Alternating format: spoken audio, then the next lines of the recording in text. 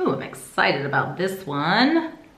Super excited. Hi guys, welcome back to my channel. In today's video, I am participating in the brand new mum tag created by Emily Norris, who, if you don't know her, she's a huge YouTube mom based in the UK, and she's created this tag because March is Mother's Day month in the UK. She has created these questions to highlight that there are so many different ways to parent and be a mom, and just show all the different experiences. There's no right way that works for every single person, so I wanted to take part. If you're new to my channel, hello, I'm Eileen. I'm an American expat living in Switzerland, and my channel is all about motherhood with a bit of decluttering because I love that, and also my husband and I's quest, journey, path, endless trip to try to have a second child. I will link some videos introducing myself below, but for now, let's dive into these questions. Number one is, what is your favorite mom hack? And I have to say, I have different hacks that work at different times, but right now, the one that is 100% and works for me every single day is the hack of first thing in the morning when I'm trying to get Patrick ready for school. I have not broach the idea of, okay, Patrick, it's time to get dressed now, because I hear horror stories of trying to get kids dressed in the morning. So my hack is, while he's watching his iPad and having a little bit of milk first thing in the morning, laying in my bed, I go into his room, get his little pants and his trousers and his socks, and I just put them on him while he's watching the iPad. Put his socks on, no fights and battles there. And when I bring him his breakfast, yes, my son has breakfast in bed every morning. I say, sit up quickly, let me just pop your shirt on, and poof, he is dressed and ready for school, and sometimes he doesn't even realize that I've dressed him. That's my number one mum hack at the moment. Every weekday, we do that. Number two is, what is your most embarrassing mum moment? Oh my God. Oh my gosh. I mean, I have a lot of stories where I've been slightly embarrassed. Probably my most embarrassing mum moment, and it's actually not that funny. Right before Patrick's first birthday, he had been walking for about 3 weeks. We had the birthday party scheduled, invites had gone out, and one day while I was walking Patrick around Islington in London, I decided I wanted to get a coffee. Instead of backing Patrick's pram into the coffee shop, I decided to hold the door with my bum and wheel him in like this while holding the door. I didn't realize Patrick's left leg was hanging out the side of the pram, and it got caught in the door. Everybody is looking in horror as Patrick starts screaming, and I realize that his leg is pinned between his pram and the door. I'm so embarrassed. I get outside, he stops screaming, and I'm like, oh, I've dodged a bullet there, he's okay. I quickly rush home, put him down to try to walk, and he won't walk. Ugh. So I rush him to the A&E, which is the emergency room in the UK, and go through a series of doctor after nurse after doctor walking in and saying, okay, just walk me through. What happened again? Making me retell this story that was so embarrassing, a complete nightmare, and I'm obviously horrified that my son's leg is hurt now. But I know why they're asking it. They're asking it to make sure that I'm not abusing my child at home, so the system is working. But basically, he had a hairline fracture. I technically broke my son's leg right before his first birthday, and that is so embarrassing on so many levels. We had to cancel his birthday party, but a bunch of my friends showed up the day of his party and had like a Get Well Patrick gathering, and they brought birthday gifts. So basically he had a party, but that was a super embarrassing, horrifying, mortifying mom moment. Any day when you feel like you're not doing a good job as a mother, please remember that I broke my son's leg. I broke my son's leg. Horrible. The third question is, what part of the day do you love the most? My favorite part of the day is when Patrick is going to bed at night. No, not because he's going to bed, but when he goes to sleep, Andy will usually read him his stories. He'll have a bit of milk, and then he says, Mommy, will you come and snuggle with me? So I get into his bed with him and I snuggle with him. We talk about the best part of our day and the worst part of our day. And then eventually, after he's done chatting, he fades off into sleep, and it makes me so happy. One, because I'm snuggling my little baby boy that won't want to snuggle me forever. And also two, I know that when Patrick goes to sleep every night, he knows he's loved. He feels that love from his mommy giving him a hug, and it just makes me happy to know that he goes to sleep feeling loved. That makes me really, really happy. What part of the day do you like the least? Ooh, that's a tough one. It varies. Patrick's in a weird school schedule right now where he has full days some days and he has half days 2 days a week. I have to be honest that on Wednesdays and Fridays when he has half days, he gets done at 12:30, and I do have this rush of anxiety of how am I gonna fill the rest of the day? How am I gonna keep him entertained? How am I gonna keep my patients all day? How am I gonna make sure that I don't just stick him on the iPad all day? I would never do that, but how do I make sure that I'm gonna have a balance of activities that are gonna work? And even hearing myself say that, that's ridiculous. But for some reason, it just causes me a lot of anxiety, and I do not look forward to that part of Wednesdays or Fridays. So yeah, I don't know if that's really answering the question, but it's my least favorite part of those 2 days of the week. Number 5 is, what is the worst thing someone has said to you when you're pregnant? Oh guys, okay. So I was pregnant while working at Ben Sherman in London. And Ben Sherman was a super fun place to work. I worked with some really, really cool, fun people. But if you know a little bit about Ben Sherman's history, it has a history of being sort of a ladsy brand. And if you're in the UK, you know what I mean by that. But there were a lot of lads that worked in our office who were very like, you all right, love? Called their wife the missus. Their wives didn't have names, they were just the missus. And a few of them had choice things to say to me when I was pregnant, but the one I won't forget is one colleague of mine came up to me one morning to talk about something at work and went, oh, what? You look like you're about to pop. Wait, when is your baby's due any day, isn't it? No, he's not due for another 2 months. 2 months? You're gonna pop. He must have said you're gonna pop 10 times. And to be honest, if I would have had a needle, I would have just poked it in me and hoped that I popped to get out of that situation, because it was so like, if you don't stop saying I look like I'm gonna pop, I am gonna take every pregnancy craving and hormone and just lunge at you. The good old days working with the lads and the boys at Ben Sherman. Number 6 is, what is a baby name that you and your husband do not agree on? The top name that comes to mind is the name Stella for a girl. I think it's adorable. I've made another video about the 10 baby names that I love but I won't be using, and I mentioned Stella in that video. Andy can't get past it because over here in Europe, Stella is a beer that many people drink, and he just insists that nobody would ever let him live it down if he named his daughter after a beer. So that's a name that I absolutely love, but we will never, ever, ever use. And I'm very sad about that. Number 7 is, do you co-sleep? The short answer is no. The short answer is no, absolutely not. It is not for us. But I have zero issue with anybody co-sleeping. Go for it, do it. The issue in my house is that when we have had nights where Patrick has come into the bed, nobody sleeps. Patrick doesn't sleep well, I definitely don't sleep, and Andy doesn't sleep well either. Co-sleeping is something that just doesn't really work for us. We started from a place where we said we don't want to get in the habit of it if we can avoid it, so we got Patrick very comfortable sleeping in his bed. If he wakes up in the middle of the night, he doesn't come in and try to get into our bed. I don't even think he realizes that that's an option. He just lays in bed and goes, "Mommy! Mommy!" Just screams, "Mummy, mummy, mummy," until I come in. Now, when I say we don't co-sleep, I guess I mean we don't co-sleep in our bed. If he does that, I will go in and crawl into bed with him and snuggle with him again until he falls asleep, and then I just go back to my bed. But Patrick's got a large enough bed that that works for us, and it doesn't happen too terribly often. When it does, I don't mind going in and laying with him for a while, but no, we don't co-sleep. And again, I have zero issue if you do. Get sleep. However you need to get sleep, get to sleep, okay?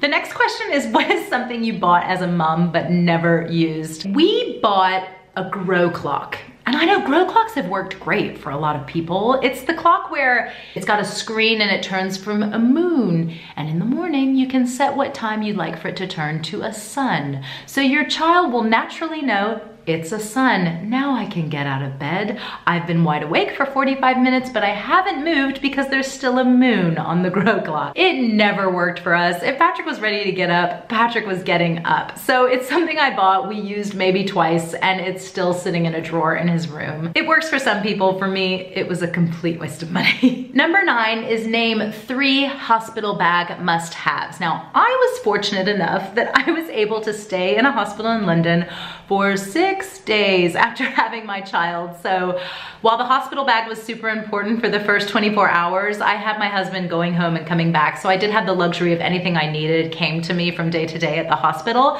But I would say going in, I would definitely have some thick pads because y'all is a crime scene down there. Have some comfortable giant pants or underwear in the United States. Comfortable clothes for you. I'm already at 3. And the other thing would be to have sensible clothes for your newborn baby. We bought like a shawl neck, thick sweater to put on Patrick with, I think like some, I don't think it was jeans, but like some sweatpants. What were we thinking? A long sleeve sleep suit baby grow is all you need for a baby. Simple, simple, simple for the baby with snaps, or even better, kimono. It's something you don't have to put over their head, something that will snap up, zip up, kimono style. Just simple, straightforward clothes for your baby. You'll still get cute pictures, I promise. Number 10 is, are you a routine mom or a go with the flow mom, and what does your bedtime look like? I am definitely a routine girl. A routine girl to the point that it has caused me issues before. If things aren't going to Patrick's routine when he was a baby, it would really, really stress me out. I would plan my days around his naps. I would need him to eat at certain times. I do not endorse this extreme way of thinking for anybody because it caused me a lot of unnecessary stress. But on the flip side, I do like a good routine, and his bedtime is no exception. Every night at about between 7 and 7:15, we run the bath. Patrick has a bath every night just to calm him down and get him ready for sleep. He has a play, and then after that, he goes into his room, puts his PJs on, and he picks 3 stories for us to read to him in bed. Andy and I will take turns with that. And then after his stories, he will have some milk, and then like I was saying earlier, him and I will snuggle until he goes to sleep. Every night he knows when it's bedtime what to expect. Those steps happen without exception, and I really like that we do have a strict bedtime routine because we've never really had any issues at night getting him to bed. Number 11 is, what type of labor did you have and what was your pain relief? Woo! How much time do y'all have? Oh my God. My labor was in London in the UK, but you can probably tell from my voice, I am American. So y'all know I had a lot of drugs. I'm not saying all Americans have lots of drugs when they give birth, and there's no wrong way to give birth. Do whatever works for you. I had a 36-hour, yeah, take that in, a 36-hour labor, and I would take whatever drugs they would give me. I started with the best of intentions with a TENS machine, which if you're in the States, a TENS machine is like the muscle stimulating machine like you get if you have any kind of an injury where they put the stickers on you and then you get the kind of electric shocky things. I had that. I did hypnobirthing for a while, and then I moved on to the heavier stuff. I had gas and air, which I don't think is quite as common in the United States, but it's almost like a laughing gas where you breathe in and it just eliminates the pain a little bit. And then I moved on to the really big guns. I had a couple rounds of morphine, which if I had to do it again, I would not have had so much morphine. I didn't know how long the labor was going to be, and what that resulted in was Patrick being quite drowsy when he was born and sleeping for a long period. I realized I've never talked about my labor, and I can make a video about that. It was quite an experience for all of us, Patrick included. So he came out a little drowsy, and at the very last, probably the last 2 hours, I begged for an epidural because it was getting quite bad, and that only took on one side. If we are able to have a second child, which if you follow my channel, you know that we are going through IVF treatment right now, I am hoping that I will have a labor with less drugs, but not no drugs. I gotta stay true to my American roots just to keep pounding home that stereotype that Americans like drugs. Number 12 is, have you ever been mom shamed? I have had one experience in person that really sticks out. I haven't had too many, I'm quite lucky, but I was not able to breastfeed. I tried like a boss for about 2.5 months. It was awful. Patrick's weight dropped to the 0 to 5th percentile for his age. It was horrible. I wrote a piece for the Huffington Post about my experience, which I will link below. I couldn't breastfeed. So fast forward, I'm over here in Switzerland. Patrick is 3.5 going on 4, and I have a play date over of a fairly new friend that I've met here in Switzerland. There is a tribe of women over here, and I guess most places have this, that are very, very, very into their breastfeeding. I have no issue with breastfeeding. I have no issue with formula feeding. If I see somebody breastfeeding, I want to clap. I want to say, you know, good for you, go girl, your kid wants to eat. Pull out that boob and feed them. I love it. Love it, love it, love it, love anybody who is feeding their child. I don't care how you do it. I had a new play date over. She was part of this breastfeeding tribe and she wanted to talk to me about my experience breastfeeding Patrick. And I learned through a long period of shame and embarrassment and almost depression after I couldn't breastfeed. I learned to become very proud of the fact that I formula fed Patrick and Patrick is happy and healthy and quite clever, if I do say so myself. So I was happy to share that with her and she took that as an opportunity to tell me all the things I should have done to have a successful breastfeeding experience with him. And I had to end the conversation pretty abruptly when she said, you should have had him clipped. You should have had his, is it underneath his tongue? He was probably tongue-tied. You should have had his tongue clipped. And I think she even asked Patrick to see his tongue at one point. And I was just like, you know what? Pump the brakes, pump the brakes. We haven't had another play date since, so. Number 13 is, what is the biggest challenge you have faced since becoming a mom? My biggest challenge has been going from Eileen on a trajectory in the fashion industry to Eileen, the stay-at-home mother. It was a big adjustment once I had Patrick. I did go back to work, but unfortunately my company went into administration and pretty much my whole department was made redundant or was, oh, what's the word in the States? I've been here too long. Was laid off. The whole department was laid off pretty much.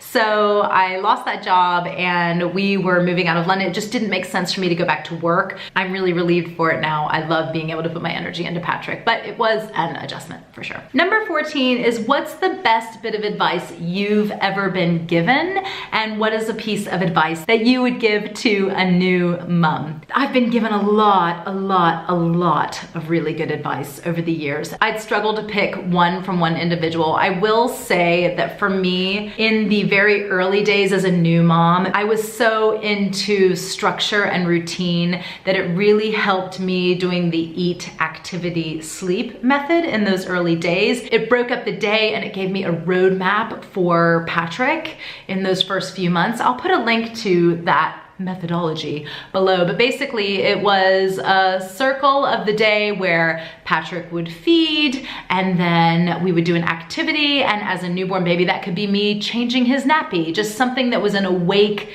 thing that we did together, and then he would sleep. And it just worked. Once he woke up from sleeping, he would eat again. We would do an activity and that could range from 2 minutes to a half an hour until he fell asleep and the whole thing would start again. And it was just a great guide for me because I didn't know what the hell I was doing, basically. And a bit of advice that I would give to moms out there, and it echoes what Emily said in her video, is do not compare yourself to other moms. And I'll add to that, do not compare your child to other children. I have been guilty before of getting stuck in milestones, asking other moms, now how old's your child? When I see that the child is walking or talking or doing this, and vice versa. You know, I've had some moms say to me, oh my gosh, how old is Patrick? Because Patrick does some pretty clever things. He's good with numbers. Patrick started reading and he's 4, which is incredible. But I always remind mothers, yeah, he does this, but he doesn't do this, this, and this yet. So every child has their strengths and their weaknesses, so try your best not to compare your child to other children, and definitely don't compare the job you are doing to other parents. Everybody has different situations. Keep in mind that Instagram, it's all edited and curated, and it's not worth stressing yourself out comparing yourself. We're all doing the best we can. We have clothed and fed and hopefully happy children, and you're doing an awesome job. And the last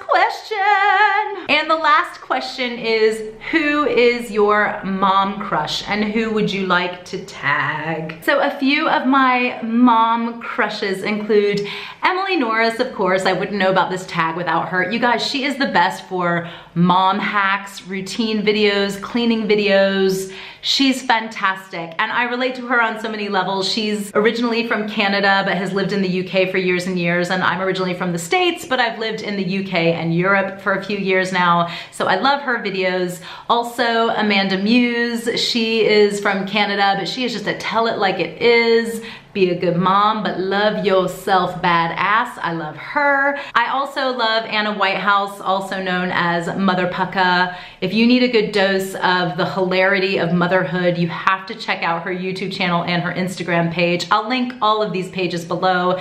And finally, Charlotte Jacqueline. I was really lucky. I worked with her in the fashion industry in London, but she is now on Instagram. She has a fantastic blog. She had a magazine called Betty Magazine, and basically she's just got a stunningly beautiful eye for fun, beautiful things, and she has recently become a mom. So now we get to see her incredible, impeccable taste and sensibility passed on to her gorgeous daughter. And finally, two people I would like to tag who I also love, I follow their YouTube channels, are Shelly Metling, who is a brand new mama over in the United States, and Anna Pouch, also in the United States. She is another mom that I follow. I can't wait to see their videos, and if you are a YouTuber and you're watching this, you make one of these videos too. Go over and watch Emily Norris's original version. I'll link that below. And if you guys want more of the madness that is Eileen Vincett, don't forget to subscribe and click that little bell to get notifications when I post a new video. You can also find me over on Instagram. I'm at Eileen Vincett. I will talk to you guys soon. Have an awesome, awesome day. Take care. Bye.